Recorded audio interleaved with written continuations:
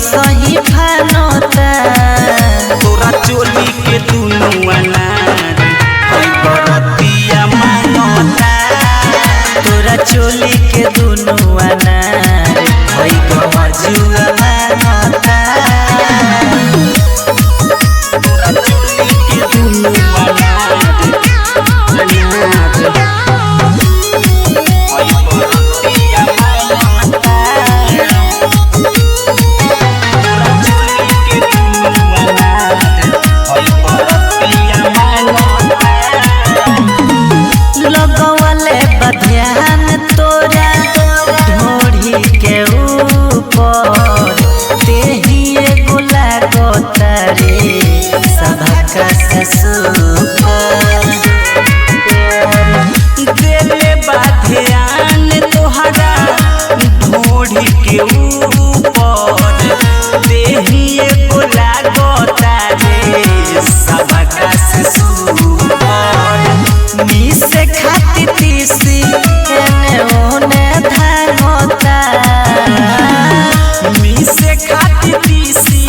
एने ओने धानता तोरा चोली के दुनु अनार हई बरतिया मानता तोरा चोली के दुनु अनार हई बरतिया मानता तोरा चोली के दुनु अनार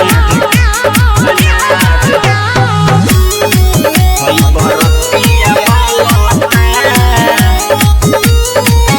तोरा चोली के दुनु अनार हई बरतिया मानता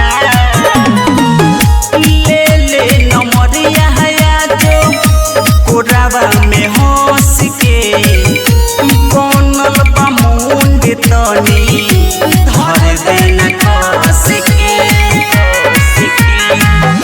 ले नमरिया हया जो गोरवा में हंस के राहनी सुरेंदर के धर देना कस के मिस्टर महेश तोरा बारे में जानता की बाबू सब तोरा बारे में जानता तोरा चोली के दुनु अनार हई बरतिया मानता तोरा चोली के दुनु अनार हई बरतिया मानता सहानी रिकॉर्डिंग स्टूडियो ठकरा बाजार।